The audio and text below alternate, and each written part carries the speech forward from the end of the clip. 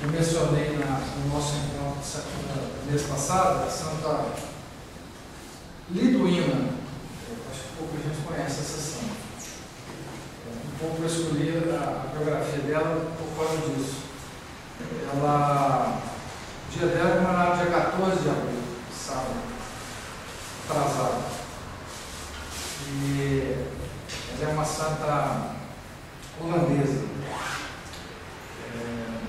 A cidade onde ela nasceu se chama Scheden, não sei como é que pronuncia, com SH, Scheden. E ela nasceu em março de 1380, no finalzinho do século XIV. E viveu até 1433, morreu com 53 anos, dos quais 38 ela passou na cama, em profundo sofrimento. A oração, a oratio do ofício da Santa Liduína, o ofício da Santa Liduína foi feito em 1892. Diz assim: ó Deus, que fizestes a bem-aventurada Virgem Liduína vítima de admirável paciência e caridade, conceda-nos, nós vos rogamos, por seu exemplo e intercessão, que depois de ter suportado por vossa vontade as misérias desta vida, e ter socorrido o nosso próximo em vosso nome, possamos merecer as alegrias eternas. É o nosso Senhor Jesus Cristo,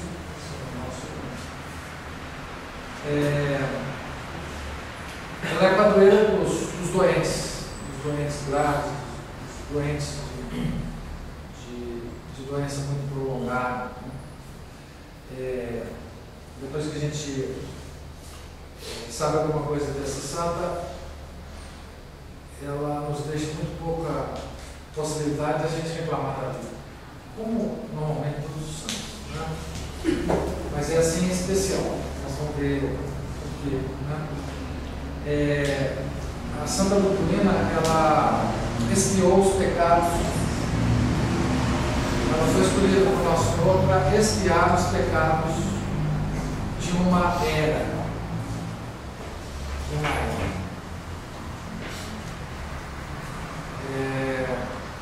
De uma etapa da história do mundo, da igreja em especial, muito conturbada. Graves acontecimentos ocorreram no século. Nesse período de vida dela, um pouco antes, um pouco depois, e depois no século XVI, veio a conclusão dessas coisas todas que ocorreram, que foi a Reforma Protestante. Então, a vida delas transcorreu numa época em que tudo que acontecia preparava, de alguma forma, a Reforma Protestante. E ela expiou os pecados de muita gente na igreja, de muitos clérigos, de muitos padres, de muitos bispos, de muitos reis católicos que não obedeciam as demonstrações da igreja, e muitos indivíduos, e muitas almas do purgatório. Sofrimentos, então, foram intensos dessa santa. Só para lembrar um pouquinho de história, só para enfim, colocar a vida da santa em perspectiva. O século XIII, termina o século XIII, foi considerado por muitos teólogos, por muitos filósofos, pela igreja, de modo geral, como o ápice do cristianismo, né? Mas ele termina dando início a um período negro na história do mundo e da igreja. Ele termina com uma briga que vai se desenrolar com vários papas, mas de um papa específico, Bonifácio VIII, com o rei da França, Filipe o Belo. Essa briga ela se dá muitas etapas, é uma briga muito detalhada, muito intricada, mas ela se dá em torno de 3 bulas desse Papa, em que uma delas ele proíbe os padres e bispos de pagar imposto, de uma forma geral, pagar taxas governamentais, e 2 outras, essa chamada Clericis Laicus, e 2 outras, Unam Sanctam e In Sena Domini, em que ele comenta sobre o poder temporal dos reis e o poder espiritual dos papas. E esse Papa, Bonifácio VIII, ele defende que os reis se submetessem ao poder temporal, ao poder espiritual do Papa, no cotidiano do exercício do poder temporal. E isso causa um problema danado para ele e para vários outros papas. O Bonifácio VIII chega a ser preso por Filipe, pouco antes dele morrer. Ele depois se livra, a própria população onde ele foi preso livra o Papa, pouco depois ele morre, e é seguido de Bento XI, Clemente V, que esfriam a briga de Filipe. Mas daí para frente ocorrem várias coisas. Por exemplo, o Clemente V, que é o segundo do Bonifácio, ele fixa a residência em Avignon, na França. Ele muda o papado de Roma para Avignon. Eram papas franceses. E isso começa então a gestar o que ficou sendo chamado o Grande Cisma do Ocidente, que tem um preview, uma prévia, no cisma da Alemanha, em que o rei coroado pelo Papa ele é desafiado por um outro rei, e esse outro rei, Luís da Baviera, se coroa-se imperador da Alemanha e arruma um frade franciscano e faz antipapa,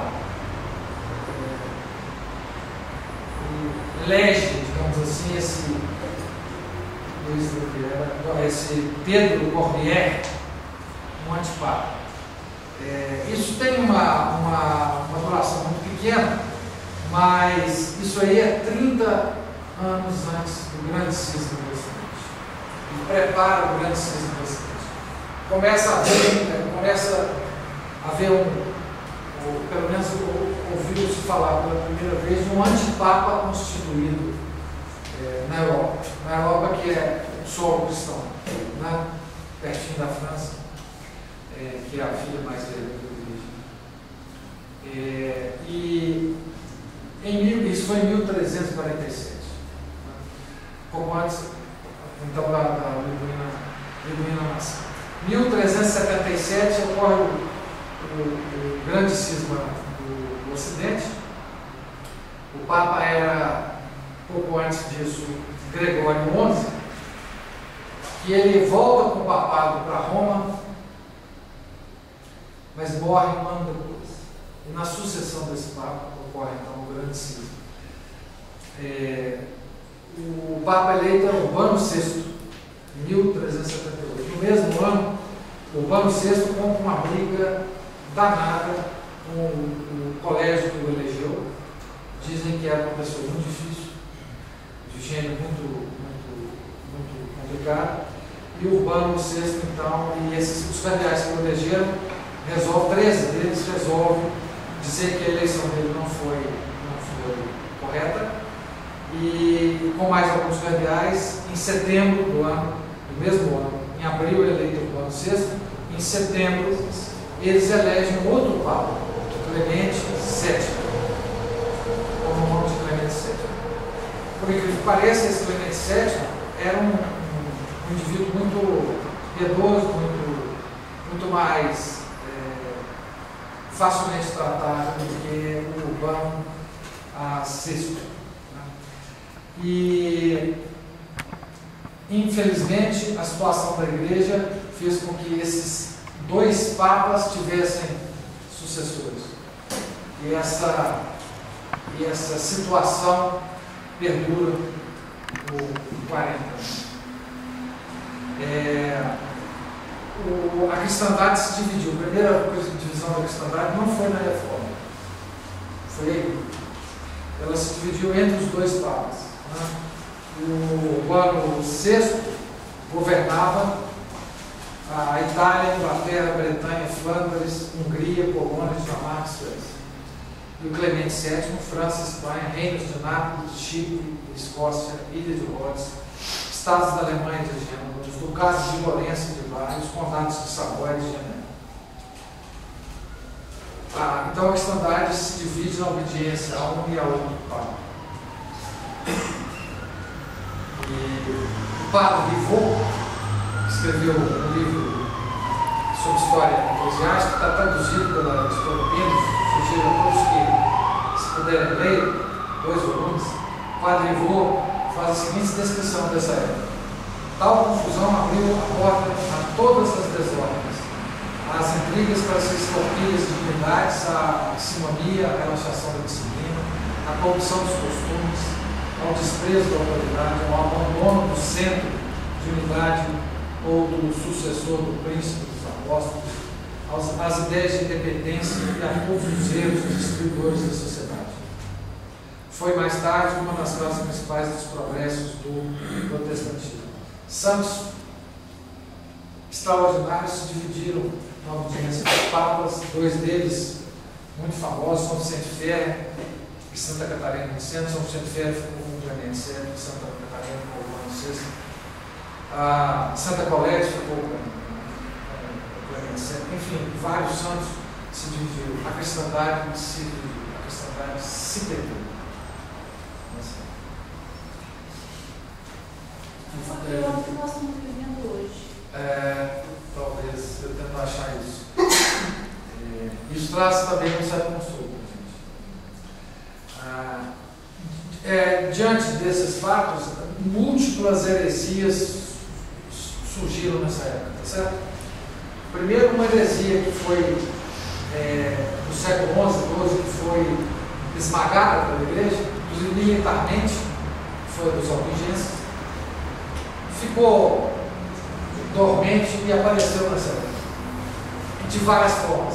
As heresias, você sabe, como o demônio que as insufla, são uma legião. Tá? Elas mudam de cara, etc. E sempre o ataque delas de um modo geral, a divindade do nosso Senhor Jesus Cristo, a presença real. Normalmente elas atacam principalmente aí os sacramentos de um modo geral. Tá certo? Bom, essa época foi de grandes heresias em vários lugares. 3 heresiarcas famosos, porque foram os fundamentos da reforma protestante que se destacam nessa época. 2 João Wycliffe, João Hus e Jerônimo de Praga. O que eles defendiam, esses enviados do demônio? Né? Eles negavam a presença real, o preceito da missa, a autoridade papal. Afirmavam a inutilidade da confissão para um homem suficientemente contrito, ou seja, se você se arrepender, não precisava confessar. Exatamente. Os protestantes se basearam profundamente nesses 3 questões. Que os sacramentos administrados por bispos e padres em pecado mortal são inválidos, que tudo sucede necessariamente até nas ações divinas, isso é gravíssimo, que não somos livres e que Deus obriga por força tanto os predestinados quanto os réprobos, tudo quanto praticam, de onde se segue que Deus é autor de todos os crimes. Wycliffe morreu em 1387 e Hus e Jerônimo de Praga foram queimados em 415 e 416 pelo poder temporal. Claro.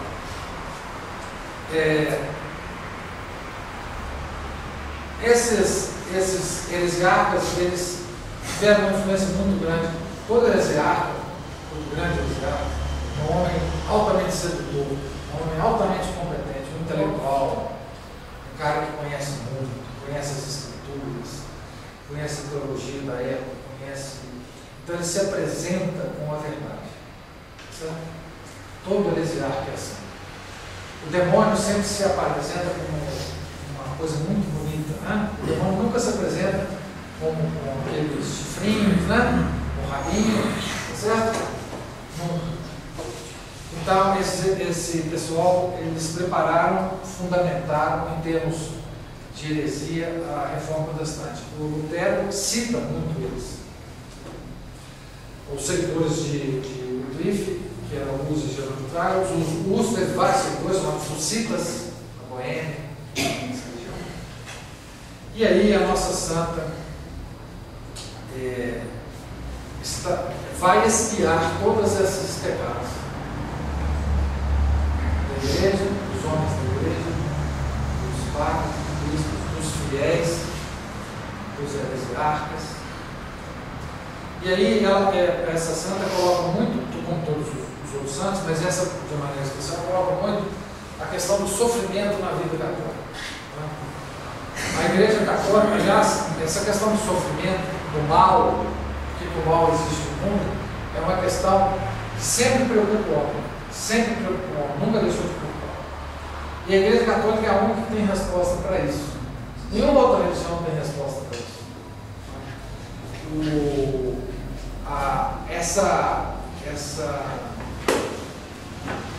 Esse pasmo do homem perante as coisas más no mundo sempre foi origem de muitas filosofias e heresias. O Hillary Belo, num livro chamado As Grandes Heresias, ele diz que os maniqueus, lá do início do cristianismo, os obigências depois, eles tiveram sempre esse problema. O mal existe no mundo, como é que a gente explica o mal no mundo? Né? E as religiões, as várias religiões, elas se dividem muito em relação a isso. Valeria a pena bater um papo longo sobre isso. Mas, enfim, se a gente pegar, por exemplo, a via oriental, o budismo é uma resposta a essa coisa do mal no mundo. Né? O budismo fala o seguinte, ele vai pela via do desespero. O mal no mundo existe, então isso aqui é tudo ilusão. E o melhor que a gente tem é sair do mundo e ir para o nada. Sair do ser e ir para o mundo.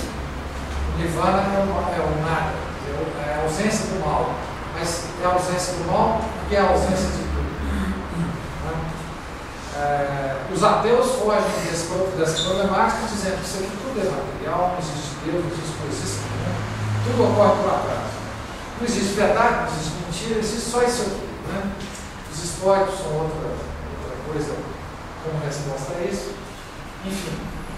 Mas o sofrimento, a Igreja Católica tem uma resposta a isso. A única resposta verdadeira. E quem deu essa resposta foi o nosso Senhor. O padre William Faber, Frederick William Faber, ele diz no livro dele sobre as 7 dores de Nossa Senhora, o seguinte: a lei da encarnação é a lei do sofrimento. Nosso Senhor foi o homem das dores. Pelo sofrimento ele redimiu o mundo. O arcebispo Fulton Sheen, americano, servo de Deus, no processo de canonização em andamento, dizia assim: a máxima suprema do catolicismo é que o inocente deve pagar pelo culpado. O livro de Jó é uma introdução a isso na Bíblia. São Paulo, na Colossenses 1:24, diz assim: agora alegro-me por tudo que sofro por vós, e dou cumprimento na minha carne ao que falta as tribulações em benefício de seu corpo, que é a igreja. São Paulo está dizendo o seguinte: que nós, se nós tivermos muita graça, nós podemos sofrer por nosso Senhor Jesus, completar o sofrimento de nosso Senhor Jesus Cristo na nossa vida. Jesus Cristo não pode sofrer mais, e Ele sofreu por amor. Isso significa que se a gente sofrer, dar continuidade ao sofrimento dele, nós estaremos agindo como Ele, estaremos recebendo as graças proporcionais, fazendo o trabalho dele, desde que as nossas dores sejam recebidas como tal, como continuação do sofrimento do nosso Senhor. E foi essa a vida de Santa Lídia. O sofrimento também, assim, de certa forma, ele não tem escolha, né? Deus manda o sofrimento para um, manda o sofrimento para o outro, mas da maneira que ele vai acolher o sofrimento, vai ser o mérito ou às vezes o desespero. Às vezes o demérito. O sofrimento pode nos levar para o céu ou para o inferno.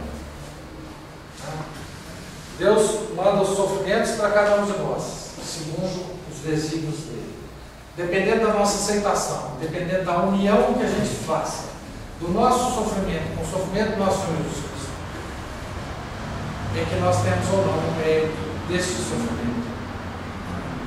Mérito pequenininho, porque o maior mérito não é nosso.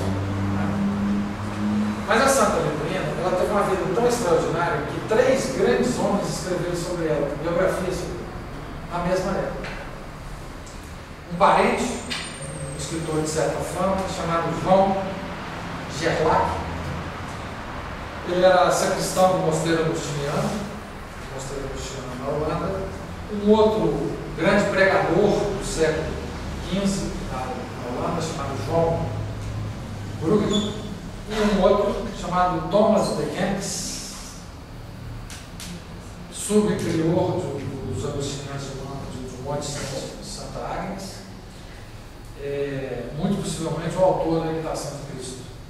Todos os 3 escreveram biografias sobre ela. Ela foi uma santa extraordinária da época. E ela passou por um tempo em que ela não entendia que o sofrimento dela era o que era. Foi preciso que Nosso Senhor mandasse um confessor para ela. Vamos falar rapidamente sobre isso. Então ela nasceu numa família muito pobre, era uma menina muito piedosa, muito devota de Nossa Senhora. Não perdia nenhuma chance de visitar a igreja de Nossa Senhora na cidadezinha dela. E uma certa vez ela atrasou para os afazeres domésticos. A mãe dela chamou a atenção dela, ela disse que ela ficou lá na igreja porque Nossa Senhora sorriu para ela. E ela então não tinha jeito de sair da igreja. Se sentiu absolutamente tocada por isso. Isso foi considerado como uma coisa de criança. Aos 15 anos, parece então que Nosso Senhor começou a eleição da Santa Librina como quem ia expiar os pecados de uma época.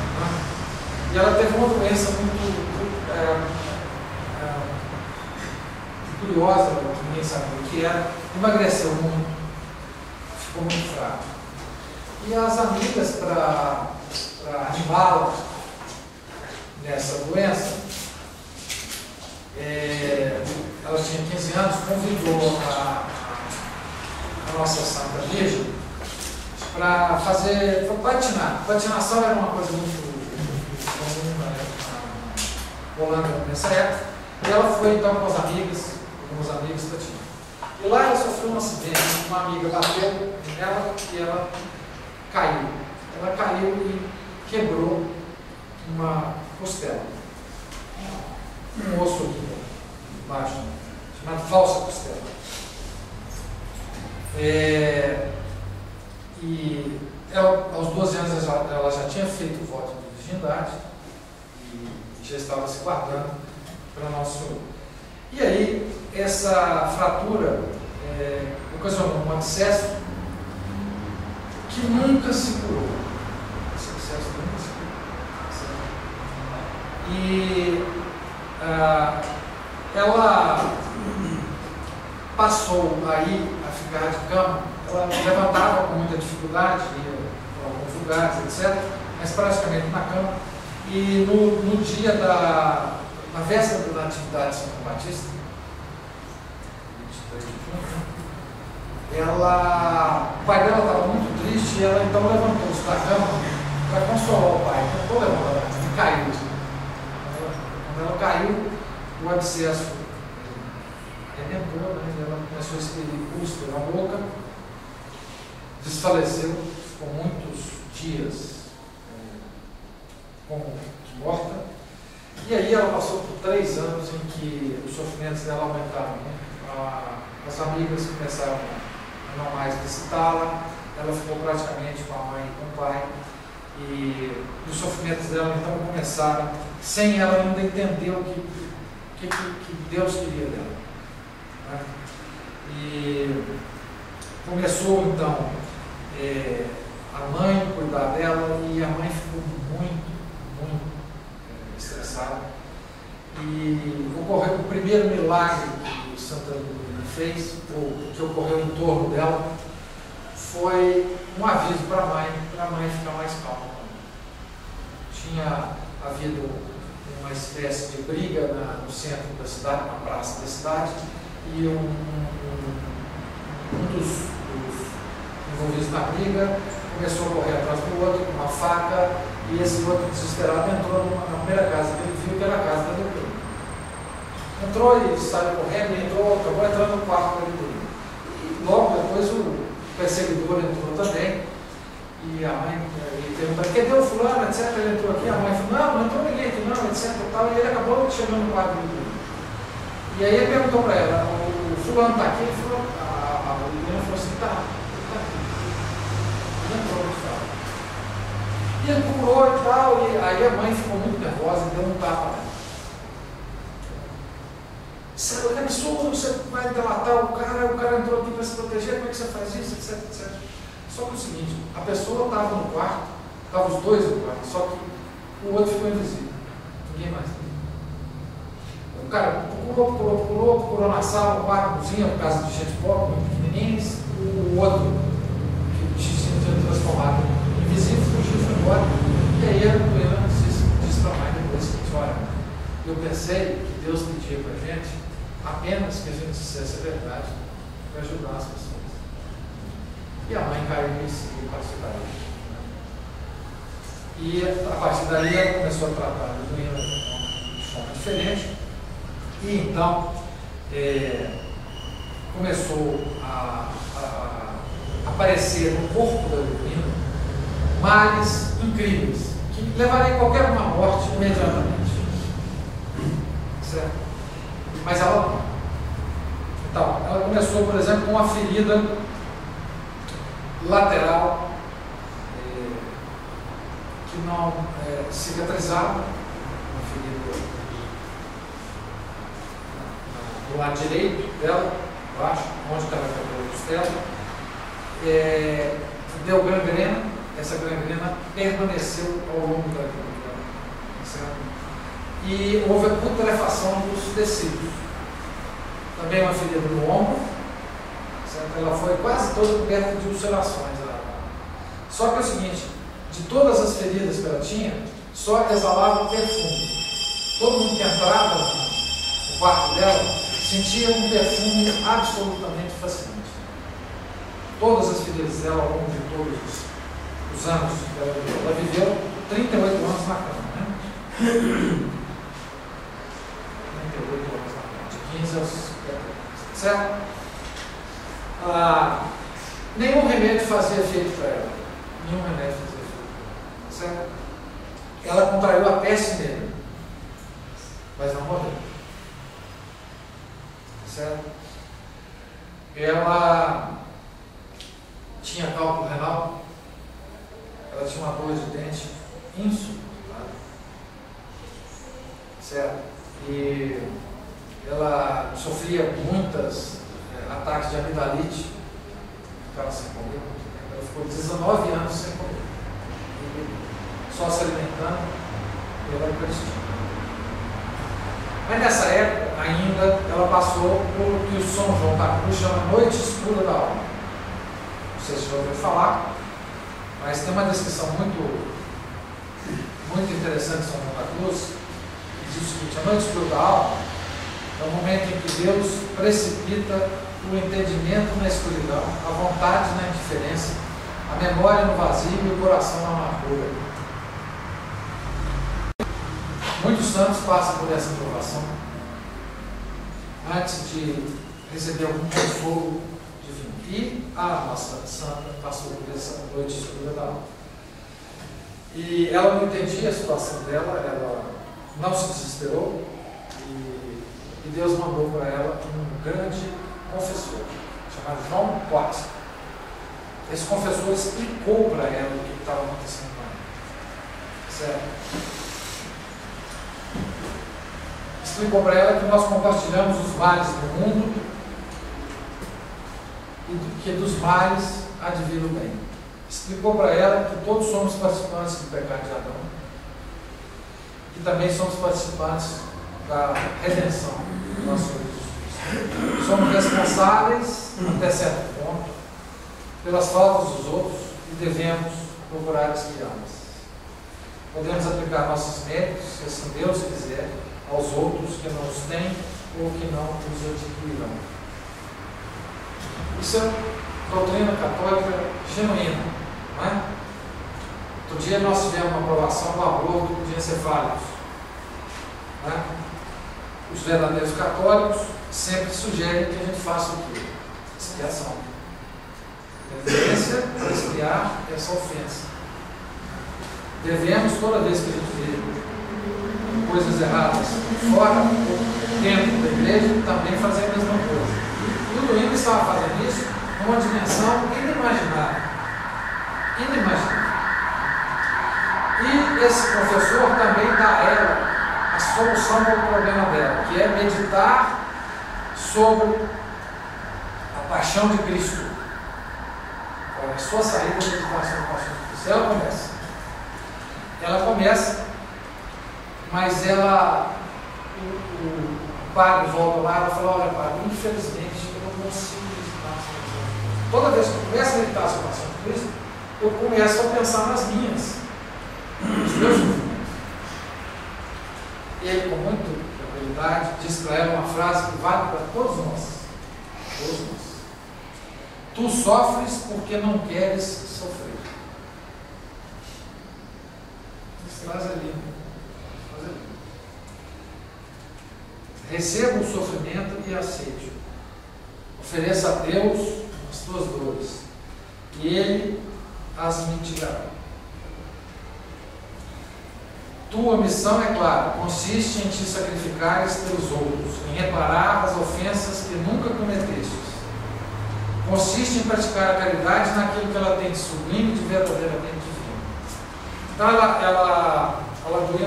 Liduína se submeteu. Depois da comunhão da Páscoa nesse ano, ela se encheu de coragem e não mais pediu a Deus para não curá-la mais.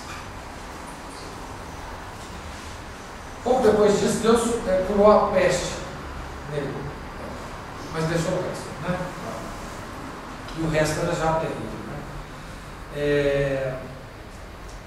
E ela então passou aí a dividir o dia em períodos. Ela não dormia praticamente. Ela passou a dividir o dia em períodos em que ela meditava sobre 7 pontos da paixão, 7 estações da paixão. Então ela desenvolveu uma técnica para meditar sobre ela. Ela passava meditando sobre a paixão os dias e as noites, né? Então depois da morte da mãe, a mãe deixa alguma coisa dela, muito pobrinha, ela vem estudar das escolas. Ela, nessa época, ela acha que a cama dela está muito confortável, então ela dá a cama para os outros e deita no chão. Ela põe uma palha no chão, se deita nessa palha e passa aí o resto dos dias. Certo? Ela tem um problema com a luz, o olho dela se irrita muito, e ela praticamente, então, a partir durante uns 20 anos, ela vive praticamente no escuro. Mas a partir daí os favores do céu se derramam sobre ela. Então, as consolações começaram a acontecer com ela e de maneira impressionante. Ela, por exemplo, ela conversava com os anjos, em especial com os anjos da guarda, permanentemente. Uma vez Jesus apareceu para ela e desejou imprimir as chagas dele. Então ela pediu o seguinte, que ela tinha muito medo do orgulho que ela ia sentir por isso. Então pediu a ele para imprimi-las, mas ocultamente. Então ela era estigmata, mas ninguém via a chance. Ela passou anos e anos estigmatizada no nosso Senhor Jesus Cristo. Nosso Senhor fez nessa mesma época um milagre extraordinário com ela, que foi, ele estava com ela no quarto dela e de repente ele se transformou numa hóstia que veio descendo vagarosamente sobre a cama dela, uma hóstia física, e que caiu sobre a cama dela, sobre um pano que apareceu lá também, um pano branco, certo? E o pai dela estava entrando no quarto nessa hora, ela falou: ajoelha, pai, ajoelha, que o nosso Senhor está aqui presente. Ele ajoelhou, viu a hóstia, e ficou impressionado, comentou com as pessoas, aquilo foi aquele burburinho na cidade, mandaram chamar o pai. Ela falou que aquilo era do demônio, ela falou: não é jeito, nosso. E o pai perguntou: mas o que você quer que eu faça? Eu quero que você me conte. Ah, mas você vai comungar comigo? Não, vou comungar com o irmão, vou comungar com o nosso Senhor. E deu para ela. E depois esse padre começou a dizer que ela tinha feito um pacto com o demônio, etc. O bispo interviu, foi lá, visitou, fez uma série de pesquisas sobre ela e mandou para ele.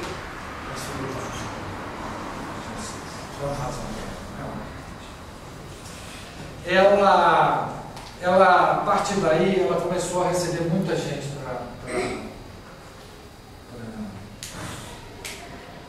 para se consultar, gente do mundo inteiro. O quarto dela ficou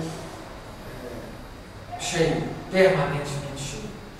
As pessoas querendo conversar com ela, pedir conselhos, querendo explorar, enfim, conversar com a santa, né? E o anjo da guarda sempre estava do lado dela e sempre a orientar a respeito das pessoas que estavam na frente dela.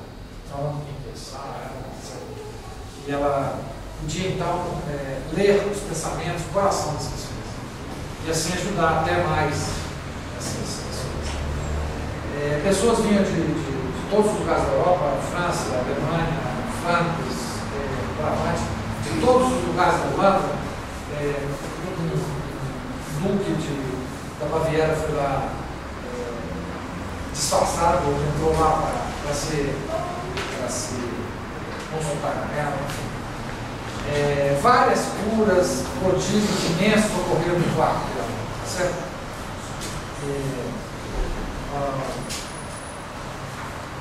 Exemplos, tem milhares de exemplos, vou citar aqui alguns, né? Um homem muito cruel, muito pecador, foi lá e para confessar os pecados para ela. Ela falou: mas você tem que confessar para o padre. Então confessa para mim, padre. Não tem padre. Foi bom. Foi lá no padre, confessou com o padre.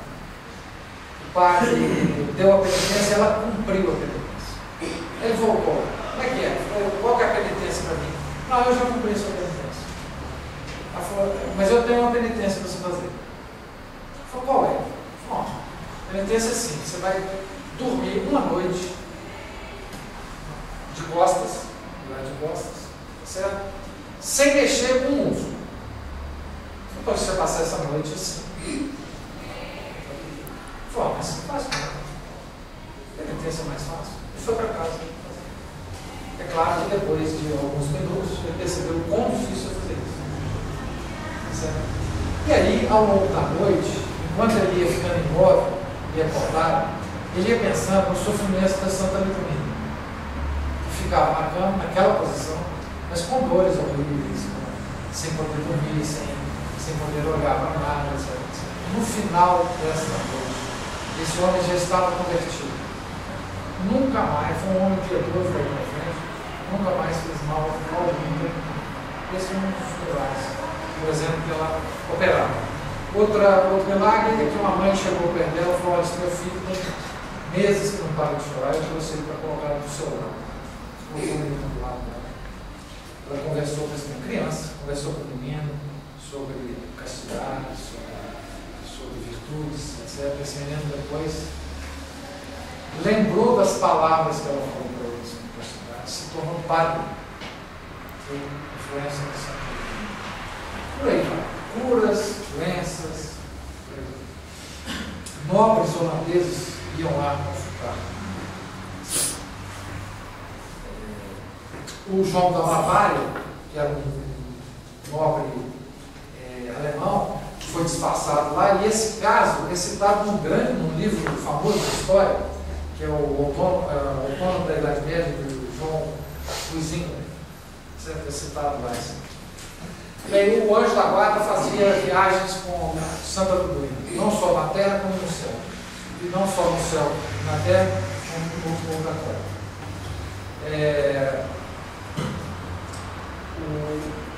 Ele levou, uma das vezes que ele levou ela no céu, ela esteve com Nossa Senhora, uma época em que ela estava desejando muito voltar a ver aquela imagem que tinha sorrido para ele. Então o anjo levou ela direto para Nossa Senhora. Para a imagem da Nossa Senhora. Ela chegou lá, Nossa Senhora brincou com ela, mas se você não veio aqui sem véu, ela falou, Nossa Senhora, não tem nada. Não tem véu, não tem nada. Mas você quer um véu? Você quer um véu? Aí ela falou assim, meu Deus, como é que eu vou fazer agora? Será que eu posso desejar o véu da Nossa Senhora? Aí ela olhou o anjo estava lá. E ela ficou naquela coisa, ela falou, olha, eu acho que eu não posso desejar isso assim. Ela falou assim, não, então eu vou fazer o seguinte, eu vou te dar esse véu, eu vou te colocar em você. Colocou o véu. Falou assim, olha, você vai ficar com esse véu durante 7 horas. Depois você vai dar ele no pároco da igreja e o pároco vai ter que colocar lá na imagem que sorriu. Ela voltou. O corpo dela estava com véu. Ficou lá às 7 horas, não chamou o pai. Era mais ou menos de madrugada. Manda chamar ele, acorda aí. Nossa Senhora acordou. O pai chega, mas que beleza, não, agora é tarde e tal. Você vai colocar o véu na Nossa Senhora agora. Não, mas a igreja está fechada, não tem achado, só cristão que tem achado. Nossa Senhora mandou, vai acontecer. Pode ir lá. Mas a igreja está escura, não vou conseguir. Pode ir lá que vai dar certo. Ele chegou lá, a igreja estava aberta. Tinha uma vela acesa na lugar da igreja, ele viu tudo, foi lá, colocou, subiu na escada, colocou o véu na Senhora, desceu, fechou a igreja, depois o véu desapareceu. Então ficou lá. Né? Certo? Ela viajava para o céu e ela tinha contato não só com Nossa Senhora, como também com os apóstolos, com vários santos. Né? No purgatório ela via as almas e pedia para sofrer por elas. Ela sofreu com muitas almas no purgatório. Isso ocorre com muitos santos. Mas imagina o seguinte, uma moça coberta de úlceras, coberta de dores em todos os lugares, e ainda se colocando disponível para sofrer pelas almas do purgatório e pelas pessoas vivas ainda, pecadoras, certo? Vocês imaginam qual que é a estatura dessa santa, certo? Ela uma vez fez com o anjo dela e com Nossa Senhora uma viagem ao Calvário. E foi crucificada no Calvário. Interessante é que nessa época o confessor dela não estava acreditando nesse negócio dessas viagens não. Entendeu? Então Nossa Senhora deixou no corpo dela as marcas da crucificação. Por um tempo. O confessor dela veio. Falou, chama ele, mostra. Ele veio. Certo? Nas noites que ela passava praticamente insônia, quase todas as noites, Nossa Senhora, muitas delas passaram por ela. Olá.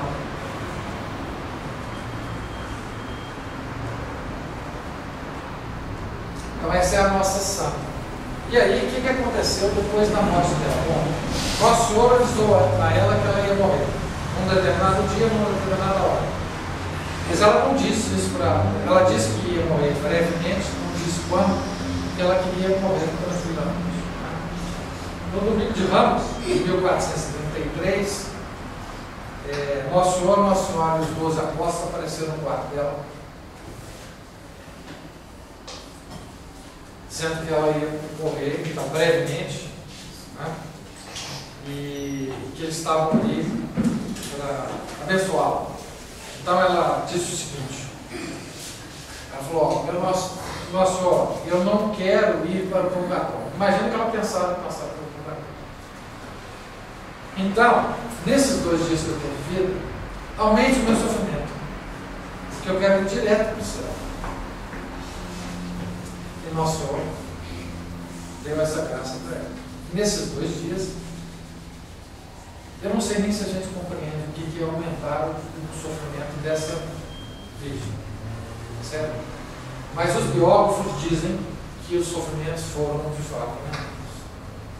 E ela sofreu muito, muito, até que na terça-feira, caiu na terça-feira, dia 14 de abril de 1933, ela morreu, pelas 4, 5 horas da tarde. Certo? No momento em que ela morreu, o corpo dela se curou totalmente. Se transformou no corpo da jovem, certo? E ficou bonito como o corpo antigo. Né? Isso não foi só com ela que aconteceu. Com várias outras santas que sofreram muito, aconteceu isso. Certo? Em 1616, foi autorizado por um bispo o culto a Santa Liduína. Em 1890 houve a canonização. Em 1892 foi aprovado o ofício, então a missa em honra dela. Então essa é a vida dessa santa que a gente talvez pouco conheça aqui no Brasil. A Holanda conhece. A Holanda é um país infeliz, né? Que caiu nas garras do protestantismo. Agora, mais recentemente, nós vimos, logo depois do Concílio Vaticano II, bispos hereges, formando catecismos hereges. Os próprios bispos participaram do concílio, tentando, de todas as formas, manchar a doutrina da tradição da igreja, os bispos holandeses. Né? O jansenismo campeou solto na Holanda, e certamente Santa Liduína estava espiando até os pecados futuros do seu país. Né? Então a gente tem na Santa Liduína um grande exemplo para conviver com os problemas da igreja de hoje, as crises da igreja de hoje. Nosso Senhor quer que nós participemos do sacrifício dele na sua igreja.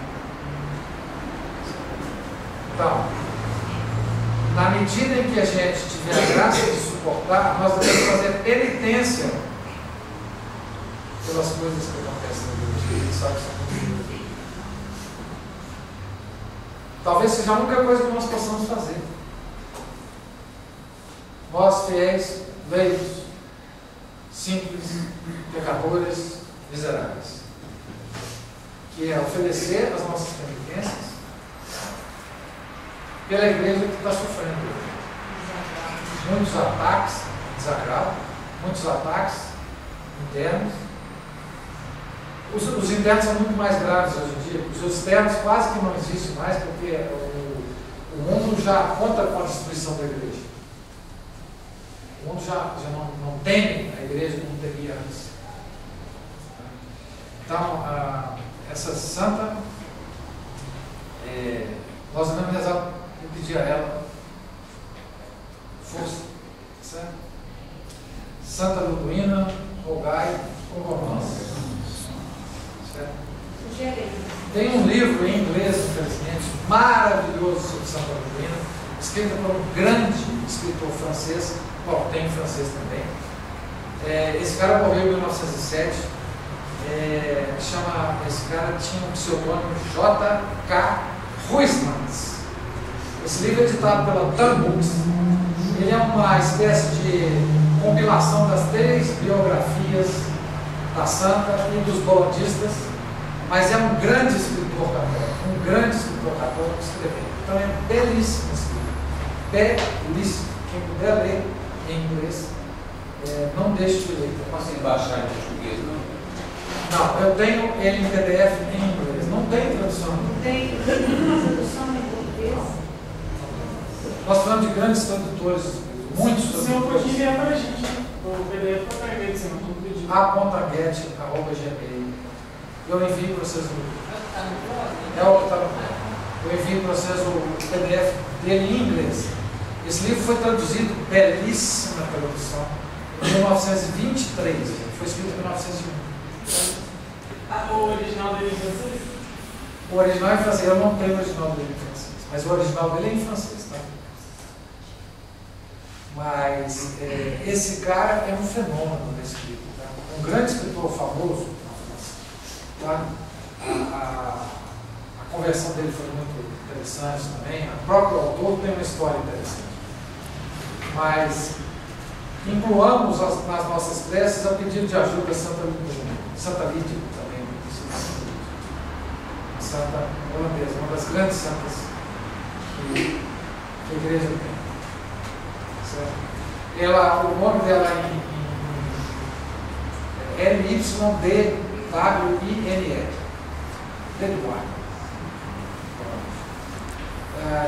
Shedden é a cidade dela.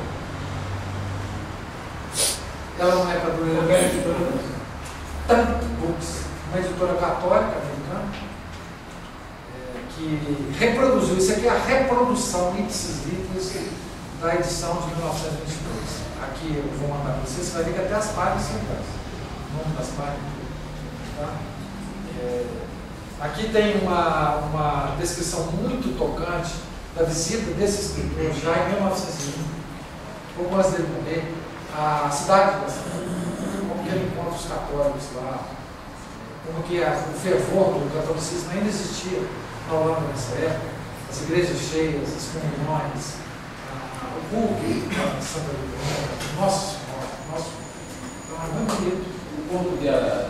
O corpo dela não é incorrupto, ele tem em Bruxelas a ossada dos ossos dela, está em Bruxelas porque os protestantes queriam destruir, né? Então roubaram, assim dizer, os ossos, as relíquias dela na Holanda e levaram para Bruxelas. E lá estão até hoje. Ela não tem corpo.